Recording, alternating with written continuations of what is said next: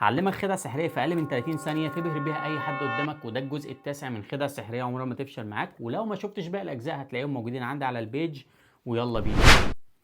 هنمسك الكوتشينة كده ونوزع 4 كروت على الأرض ونقول له اختار أي كارت أنت عايزه. مثلا اختار الكارت ده، هنبعده كده بره ونمسك باقي الكروت ونحطها ونقول له احفظ الكارت ده كويس بالشكل وباللون بكل حاجة، ونخلي الكارت بره ونقول له امسك الكوتشينة وانزل بالكروت كده ورا بعض.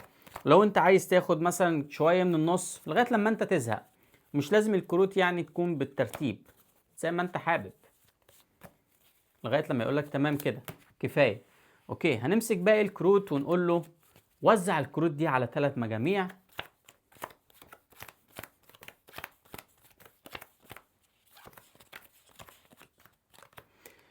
نقول له امسك الكارت اللي انت اخترته وشاور على كل مجموعة كده من فوق.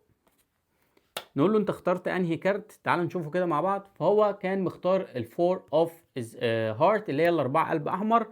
فلما نيجي نشوف اول كارت من كل مجموعة هنلاقي نفس الرقم اللي هو اختاره.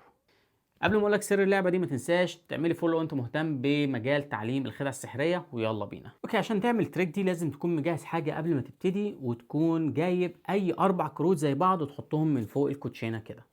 فبعد كده بتوزع 4 كروت وتقول له اختار اي كارت، فاي كارت هيختاره هيكون نفس الرقم. مثلا اختار الكارت ده، هنقول له خلي الكارت ده معاك، وبسرعه تروح واخد باقي الكروت وتحطها كده من فوق.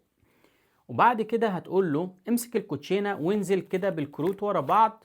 واول ما تستنى او اول ما تشوف ان هو نزل باول 3 كروت، ابتدي بقى قول لو انت عايز تاخد من نص الكوتشينه كمان، ولو عايز تاخد من اخر الكوتشينه.